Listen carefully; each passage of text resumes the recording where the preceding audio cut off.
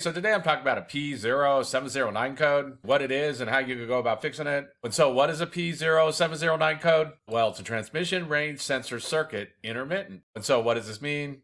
Well, basically there's what's called a transmission range sensor that just reports back to the computer which gear the transmission's in. But when you get this P0709 code, the computer's seen a problem with this sensor, so it's going to be troubleshooted to know why.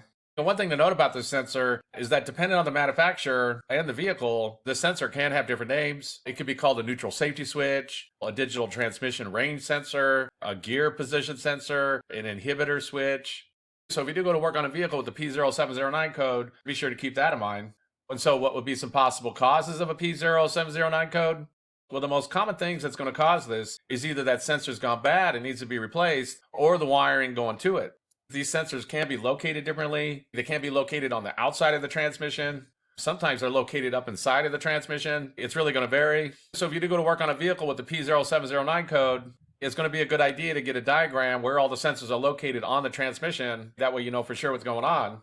You can also get a wiring schematic for that particular vehicle and go and check the wiring and be sure that's good, because the most common thing that's going to cause a P0709 code, especially if you don't have any other codes, is going to be either that transmission range sensor has gone bad or the wiring going to it.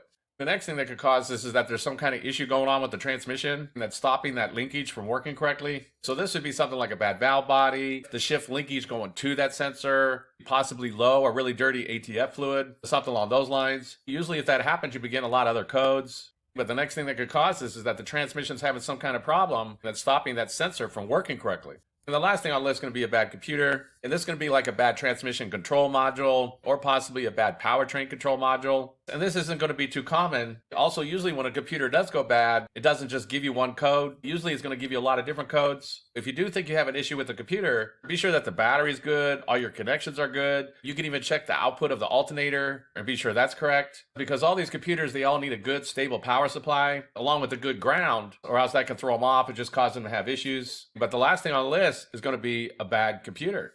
And so that's basically it. I just wanted to give a basic overview of how you go about fixing a vehicle with the P0709 code. If you have anything to add, please comment down below. If you have any questions, ask me and I'll try to answer them. If this video helps you, please click like, please click subscribe, and have a good day.